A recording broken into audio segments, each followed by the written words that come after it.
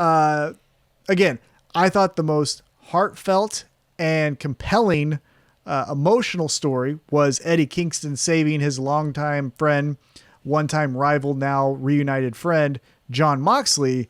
But the way we closed AEW Dynamite with the War Council from the Inner Circle was, and I'm going to do it again, this might be the signature for me on Spanish Announce Table, but chef's kiss. Holy shit. How perfect of storytelling was this? So, War Council starts. Chris Jericho takes the mic. He goes, hey, when you get knocked down, again, we're paraphrasing here.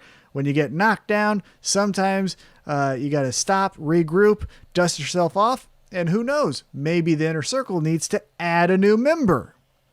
MJF goes, no, friend. We're not adding any more members. Before he gets any farther, a returning Sammy Guevara comes out and says, Chris, got to show you something.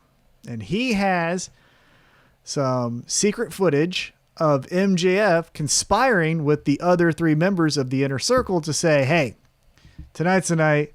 We're cutting the head off the snake. Jericho's out. We're giving him a dirt nap. Fuck this guy. Jericho looks to MJF and is like, man, I'm so sorry. Jericho looks to MJF and MJF's like, man, I'm so sorry. I hate that you have to find out this way. Guys, get him. And so Sammy Guevara and Chris Jericho put up their dukes. They're ready to fight off the other three members. The other three members didn't do the greatest job of they're going to kick Jericho's ass, but they tried. They walked up, but then they all spin and face MJF. And you realize, as Chris Jericho said, hey, you dumbass, we talk every day. You didn't think we fucking knew this? We were just waiting for you to shoot yourself in the foot, idiot. So we're kicking you out of the Inner Circle. Pushes him down. And this is where it gets great. Pushes him down, says, you're fired from the Inner Circle, and we're going to give you an Inner Circle beatdown. And MJF, MJF then says to him, no, don't. I never wanted to take over your Inner Circle. I wanted to build my own. Lights out, lights back on. Wardlow, FTR, Shawn Spears with manager Tully Blanchard standing behind the Inner Circle, beat the holy fuck out of the Inner Circle as MJF just looks upon in just amusement, and it ends with Wardlow powerbombing Jericho off the stage. Wardlow looked like a beast in this, and this was a surprise because we've been talking about this other organization, this other group, this Four Horsemen Light, which is probably not even close to the angle they're going here now. Mm-hmm. This was a great swerve. I liked all of this. I liked because you bought in. MJF is like, oh my God, and him as the cowardly shit heel, and so they're like, he's even crying, right? Like they were making fun of him, and then he was like, you, right? Got you. Oh, I loved it. Loved it all. Yeah, I liked that a lot. Tim, let's dig into this. I know we've got other things to talk about. We got Tweet the Table. We got WWE, but this was fucking great. This is the first time I've rewatched a segment the next day. I haven't done that ever in the history of ever. And I was like, I'm watching this twice. I watched it twice today because it was so fucking good. First off, let's dig into this. The heel turned heel on the heels. Yeah. How fucking cool is that there? Yeah, he turned them face immediately. He turned them face by turning heel on the heels. Yep. Fucking amazing right there. And then two, over here, we're all, no one had this. We're all buying into. Nobody was like, MJF is going to take these guys and beat up the Inner Circle. Nobody called that. I want proof positive somebody called this. I want tapes. Yeah, and everyone was doing, what are they going to, who's the fourth horseman going to be? Tully's going to be the manager. Is it Cody? We said Cody. Is it going to be this person?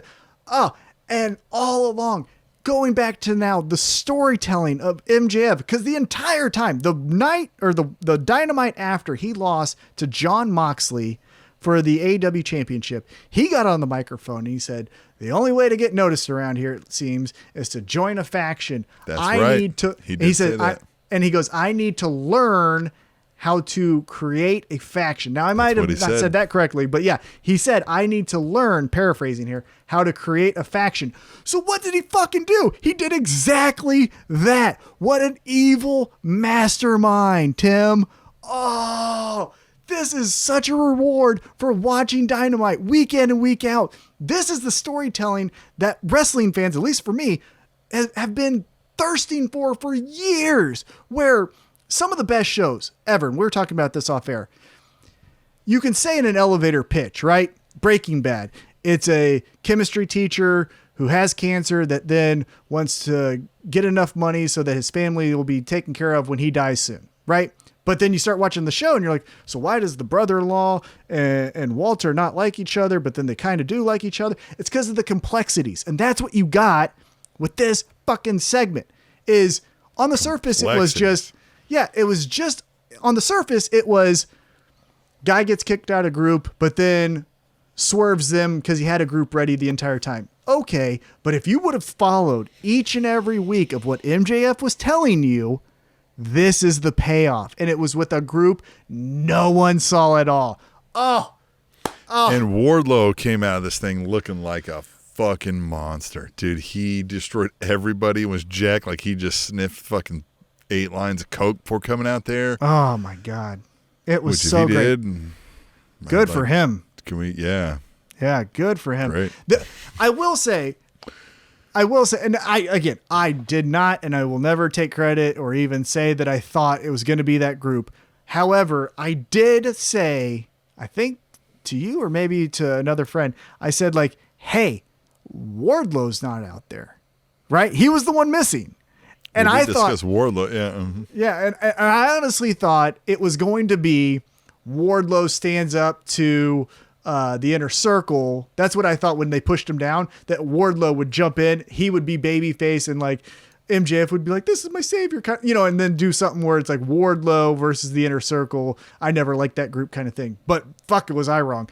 But man, yeah, you're right. Wardlow looked like a fucking boss, but so did MJF. To sit on the turnbuckle and just watch as like a king watching peasants or gladiators fight for his amusement.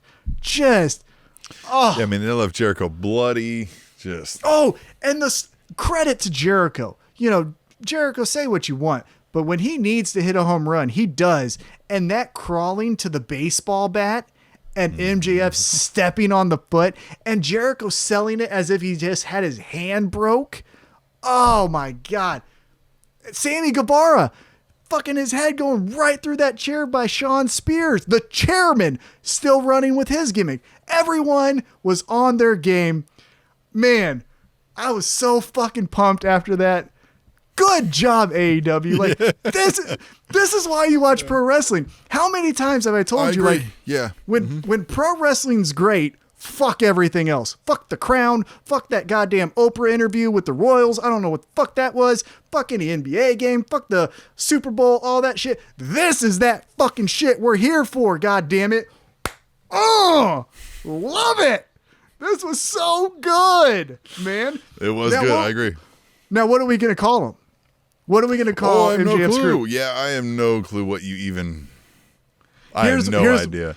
Because it's so out of left field. There's no identifying theme.